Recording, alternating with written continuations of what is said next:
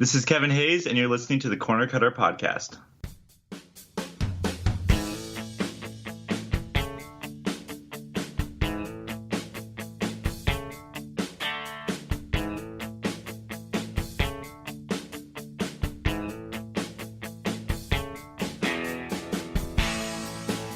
Hey guys, welcome to the Corner Cutter Podcast. I'm your host Josh, and this is the most consistent and actually the only active speed cubing podcast in Apple Podcasts right now.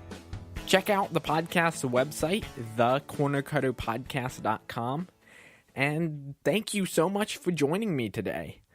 This week's interview is with Kevin Hayes, current 7x7 world record holder. And he has the 7x7 mean as well. One little reminder, there won't be an episode next week. So the next episode will be out, which is episode 35. That one will be out on April 23rd. Anyway, let's jump into the interview with Kevin Hayes. He was an awesome guest. And it would be awesome if you could tell your friends about the Corner Cutter Podcast and that Kevin Hayes was on the show. I'm sure other cubers would love to hear about Kevin Hayes. So I would appreciate if you would do that. Okay, now I have the current 7x7 single and mean world record holder on the podcast. Kevin Hayes, welcome. Hey, nice to be here. Yeah, I'm honored that you said you would come on the show. Yeah, I mean, it's always fun to do interviews and be on local podcasts. Great. Okay, why don't we start off by talking about your most recent world record, your sub-2 single. Could you tell us, at what point in the solve did you know that you had a chance at the world record? So the solve started out pretty standard. The beginning wasn't too lucky, pretty standard center start. I think centers ended up being about 59 seconds. Might have been over a minute. Let me check. But centers are pretty standard. So at that point, I'm thinking, really, I've already done two solves. They're 212, 213, and the world record mean is 213 flat at this point. So I'm mostly just trying to make sure I don't accidentally mess up the world record mean. We start out, okay, 59 seconds centers, just checked. It's pretty standard. So then I'm going. Edges seem pretty smooth. I'm like, all right, edges are smooth is probably going to be right on pace for world record single because any solve that's standard at this point, I'm averaging about 206, which is the world record single. So any standard solve is going to be world record, or it felt decent. So any thing better than average is going to be world record. Feeling good. Center edges are smooth. Then I hit last four, and last four are super easy. Really quick last four edges. And then at this point, I know this is really fast. And then also you can tell people are talking, it's white noise, but then I finished last four and I'm on reduction and it's about 145. So everyone knows that this is probably going to be sub 2. So I can hear everyone get even quieter. So then I'm really all right, this is definitely world record. Probably going to be sub 2. Let's see what happens. And then I totally freak out. I do 6 pairs on 3x3. I get super nervous, and then I do 6 pairs and I'm oh my God, I know it's still going to be world record, but I probably blew the sub 2.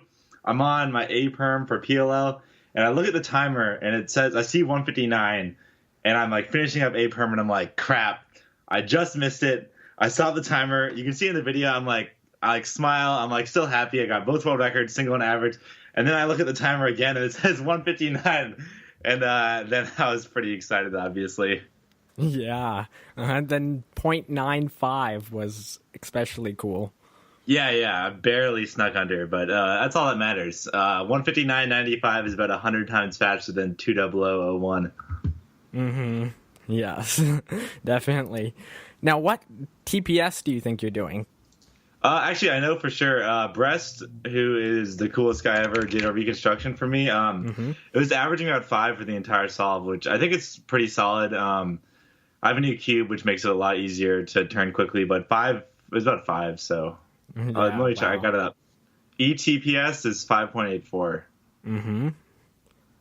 Now, where do you see 7x7 going in the future? What do you think it will be by late this year? Sub 2 singles aren't going to be special for that long.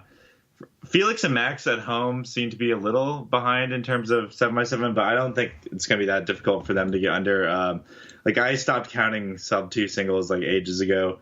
I think there'll be a sub 2 mean by the end of the year. It might not happen this summer. Probably not this summer when all the competitions are happening, but someone will, like, Max will keep practicing or something. I think there might be a sub 2 mean, like, late October, November. And then a bunch of sub 2 singles. Sub 150 single could happen. No one's done it at home yet, but it's definitely doable at home. And then usually official results follow unofficial results like 6 months later. Mm-hmm. What is the world record you're most happy with in all your cubing history?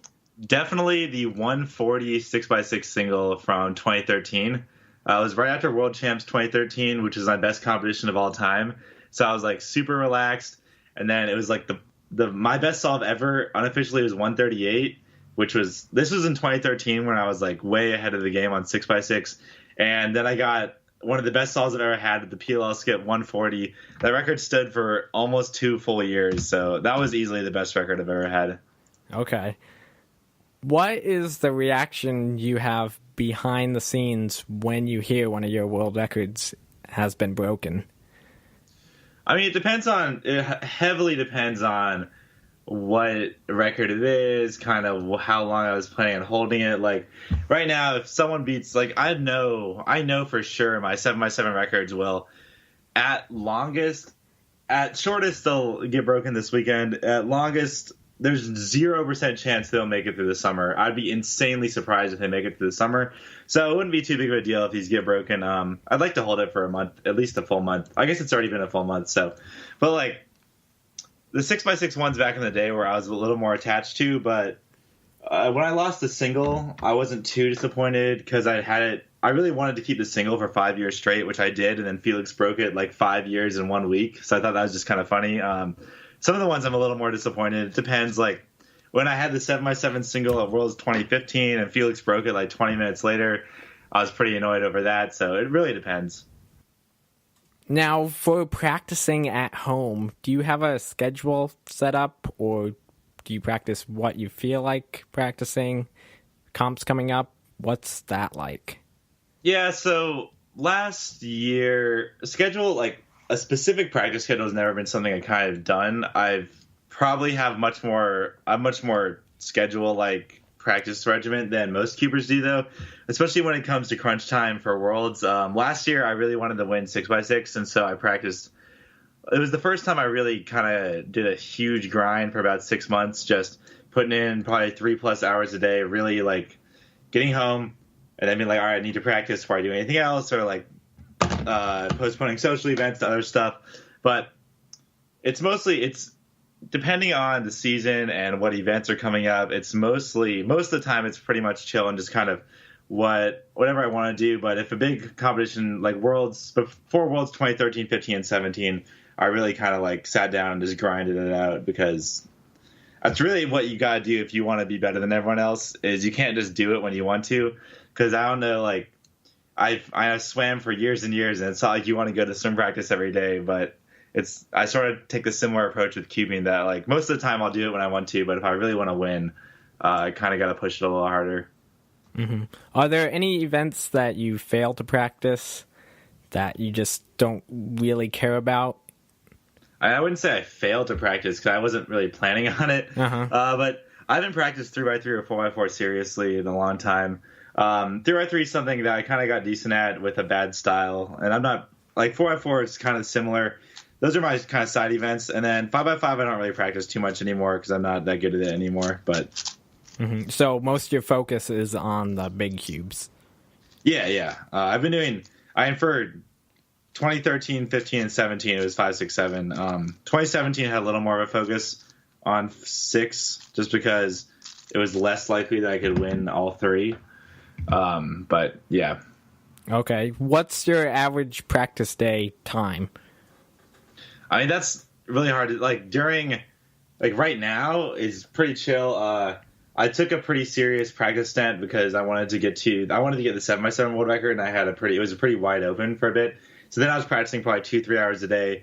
If I'm really grinding, like before Worlds in Paris, I was doing 3 hours a day every day for about 5-6 months, and probably similar for 2015, 2013 Worlds. Okay. And 2011.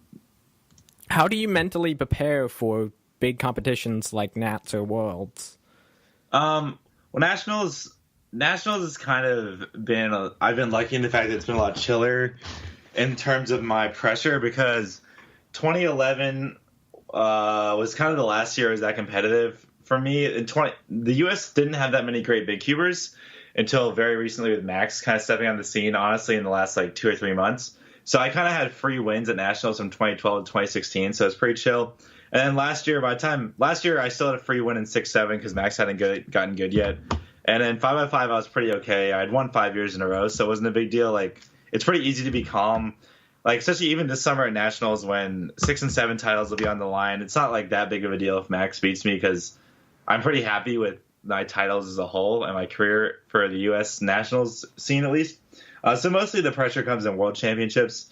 And really there it's like really gets going because Worlds comes every 2 years and like you got to win now and you got 3 solves. It's me and a 3. So most of it is I kind of stopped trying. A lot of people are like, oh, pretend you're at home, try and be as calm as possible. And I kind of stopped trying to do that because I know that's not – I think that is the best option if you can do it. But I know personally I'm not going to be able to get to that mental state. So I just kind of like try and like kill it. I really just try and go for it. I keep reminding myself like I'm the current world champ. I'm like the one to beat. I'm better than everyone else. I'm going to beat everyone else. And then hopefully I do. Well, that's a good way to kind of focus. Are you ever going to try to get the unofficial world record for the 17x17 again? No way. 17x17 is some guy did it in under an hour, and I did it in 2.5 hours, and I'm pretty confident with a couple more solves, maybe 1 or 2. I could definitely do it in under 2 hours. That's still literally twice as slow as this guy. So he can keep I've been doing it. I've done it enough to realize that the techniques to solve like a massive cube like 13 or 17 are pretty different than 6 and 7. So I would have to spend a decent amount of time on that, and that's not really something I'm interested in. Now, how were you introduced to the Rubik's Cube? I know this goes way back to before 2009. It was actually 2009. Well, okay, I was first introduced to the cube in 2007. I was in 7th grade in middle school, classic, just nerdy middle school. We learned how to solve the cube. Nothing too much. We tried to do it kind of quick with beginner's method. It took about a minute, pretty standard stuff. Then 2009 was when I really started speed cubing. January 2009, so it's been 9 years and 3 months now, coming up on a decade. So me and my buddy David Adams, who runs Mental Block TV, went on a skiing trip, and we saw this guy. He could average like 18 seconds, which at the time is probably equivalent to averaging like 12 seconds now. So not crazy fast, but definitely knew what he was doing. And then he kind of showed us what was possible, showed us where to go to find resources, and then after that, it was just a ton of practice. What point did you know that you were decent at speed cubing, or at least bigger cubes? Yeah, so back in the day, cubing was obviously a lot smaller, especially in 2009. There were like 190 people at Nationals, and like a California comp I went to just a couple weeks ago had 200 people at it. So you could go to Nationals. There were no qualifying times. There were qualifying rounds, and I started cubing in January 2009, and then I was lucky enough that we happened to be near Stanford during Nationals, so we went in 2009 in August. So I've been cubing for like 8 months, and I didn't even realize I just kind of taken an affinity to big cubes already. I didn't really know how I was going to do, but I ended up getting 4th in 6x6 and making the 5x5 final, and that kind of really motivated me to practice the big cubes. And then the next year at Nationals in 2010, I won 6x6. And that was the first time I ever beat the official world record at home. So I had an unofficial time faster than the official world record. And that's when I decided I wanted to get the world record. And that's kind of when I really realized that I could be really good at this. Yeah, that's great for motivation to keep practicing and get faster. Yeah. Have you ever had problems with your hands or wrists being sore? No, which is pretty fortunate, especially because I started cubing on V-cubes, which were really terrible, obviously. The hardware is terrible. It was really hard to turn, very stiff. So bad hardware really lends itself a lot, or stiff hardware, to hand problems, but I've never really experienced them. I had a little hand or palm pain last year when I was practicing for Worlds, but just some light stretching really kind of it just went away. Kind of stuck around for a little bit, I guess, but I wasn't. It was more closer to Worlds and Nationals when I was already starting to kind of ease up my practicing and kind of get ready for the competitions more mentally by going to competitions. That happened, so it wasn't too big of a deal. Mm-hmm. I've just noticed a few people recently that have been having some issues with sore hands or similar things. Yeah, I know Sebastian. To be honest, Sebastian Veer is the only person I know with a cubing caused injury. I know he had some stress issue in his wrist. Lucas obviously is taking a sabbatical due to juvenile arthritic pains in his hands and feet, but that seemed, based on what he was saying, it looked like that was more genetic, and probably, I'm sure cubing didn't help, but it looked like the cause was more genetic than anything else. And I know DRL recently took a small hiatus from practicing, and he focused on feet. So I didn't know that's why he was doing feet, but that's interesting. Yeah. So just with all the stress on your hands and wrists, I can easily see how your hands start wearing out. Yeah. Now, what are your big cube mains? Could you run through those quickly? I have them all on my PB sheet, which you can find on my website or Facebook or anything. But 5x5 right now, I'm not sure what I'm using. Really, I hate everything, to be honest. I'm kind of deciding between using my magnetic Yushin and my magnetic Wushuang. I was using the Moyu one, but I was getting terrible results with it, so I dropped that. 6x6 is Yushin Red M. There's no real debate. All the fast people use it. Everyone likes it. And then 7x7 is a new product from Yushin. It's kind of, details are under wraps right now, but it is the best by far. I use it to break the world record, and you'll be hearing more about that soon. Ooh, that will be interesting. Are there any cubes that can improve majorly in cubing hardware? Yeah, so 5x5 sucks right now, as I was saying. 5 and 6 kind of suck. 3x3s are really nice, obviously. Now that the 3x3s have really gotten to the point where you can't produce a cube that is definitively better, it's all preference-based. That means we're kind of there. 4x4, the Wuchui is pretty good, but it's a little slow. Also, it's too big. There's definitely a decent room for improvement there, but it's nothing like insanely major. 5x5 really don't like any of the stuff out.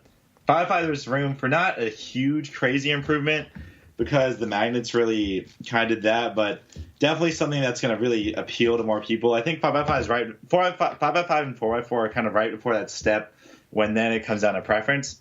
6x6 is a decent ways to go. Cubes just aren't that nice. 7x7, the available ones kind of suck. They're too big. The Yushin's kind of fast and uncontrollable. The Wuji's way too slow and not fast at all, but really controllable. The new cube I'm talking about will solve a lot of these issues. It's by no means perfect. I don't think we're quite there for 7 either, but that's going to be a big step up, and then I think it'll be more smaller increments after that. Okay. What event would you like to see added to the WCA, if any? I definitely don't want anything added to the WCA. People will ask me if I want 8x8, and my response is, centers are the best part of my solve, so therefore I'd be even better relatively at 8x8, and I do not want it in the WCA, so that should tell you something about that. As for everything else, there's a lot of kind of silly events that I'm just really not a fan of. Adding arbitrary events to WCA that don't have an insane amount of backing behind them kind of just takes away the legitimacy from the other events, and I'm really not a fan of that. Okay. That makes sense. What else do you like doing besides cubing? Do you have any other main hobbies?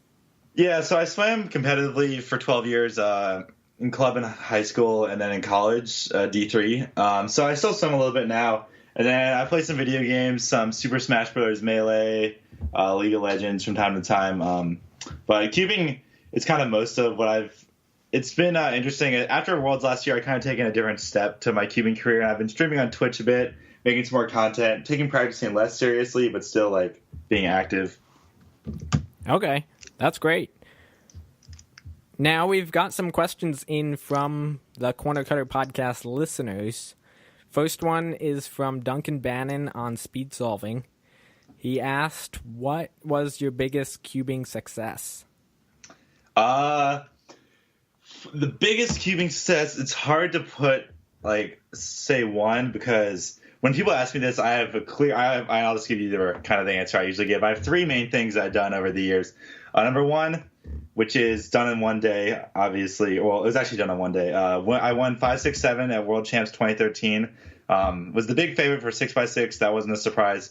7x7, I was the favorite, but not clear cut. But I ended up winning in world record time. And then 5x5, Felix was supposed to win, and he won the first 3 rounds. But I sniped him in the end and got the big cube sweep. So that was the best single day of my cubing career for sure. I'll never beat that.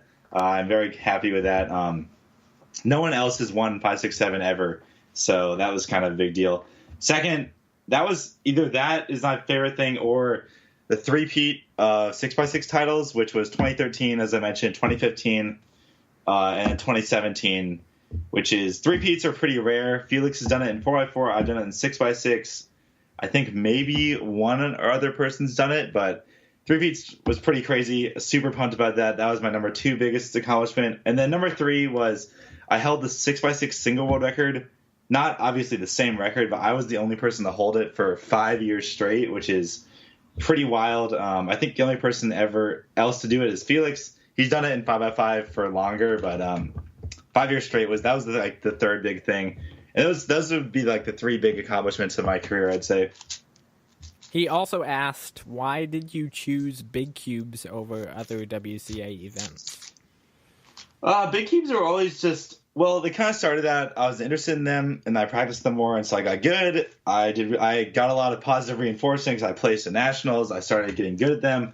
And then when 3x3 is over so quickly, you have to learn a lot of algorithms, you have to memorize a lot of stuff. Big cubes you can figure out more intuitively, a lot of your tricks.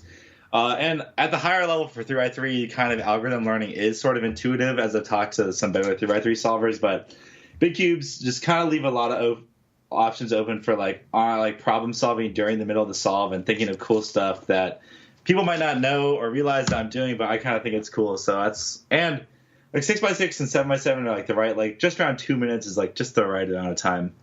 Aiden Nogi on speed solving asked, what's your goal for Scube at Gateway Ravioli? I told my stream I'd get a sub 10 global, so I'm hoping for a sub 10 average. We're hoping for a little better, though. What's Felix's? My real goal is to beat Felix's personal best, which I don't know if I'll be quite in form for that. Let's check out 1 second and pull it up. Felix's best for Scube average is 5.6. Oh, that's kind of quick. So we're just gonna hope for about 7 or 8 seconds. I think I'll be happy with that. Cube Shepherd asked on speed solving, now that you're competing in Scube, are you going to compete in other events such as Pyramix or Square One? Scube was kind of a bonus for the Twitch stream. I said if I got a certain number of subscribers, I do Scube, and so I did, and I signed up for it.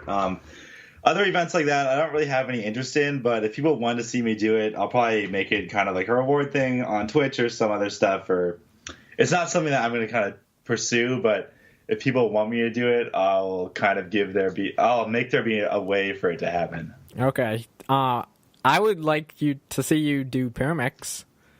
I do have official results in most of the events. Back in the day, I do have Pyramix results. The last time I did it was in 2013 at Worlds. Got a 10-second average.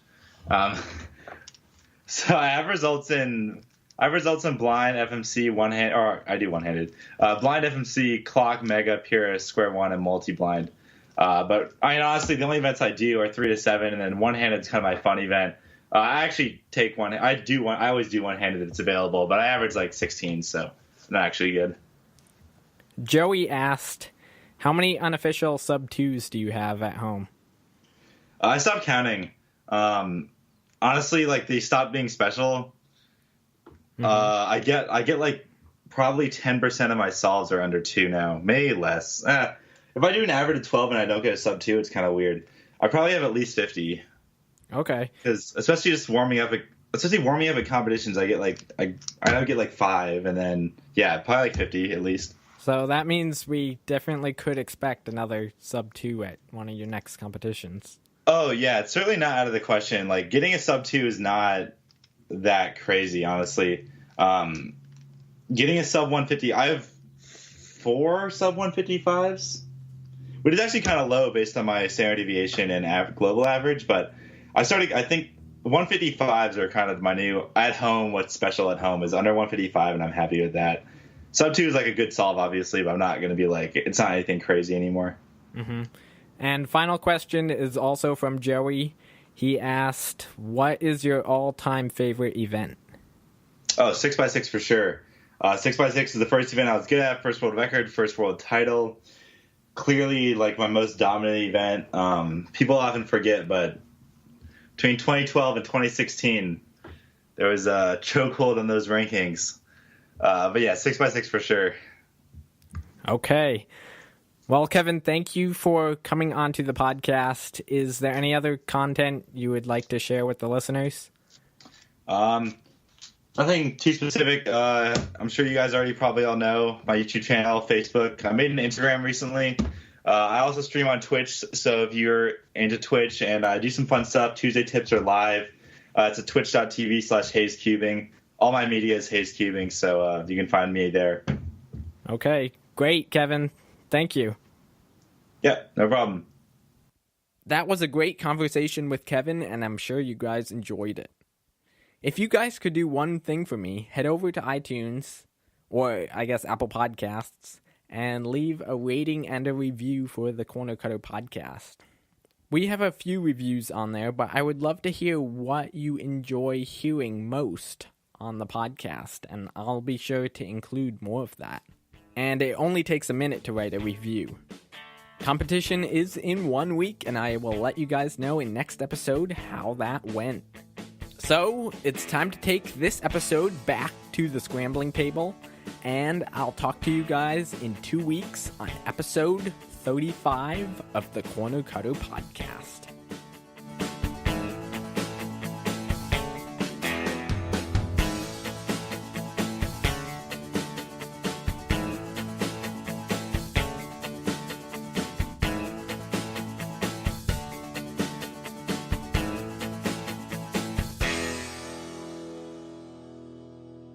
And next guest is Bob Burton, and that will be featured in episode 36 of the podcast.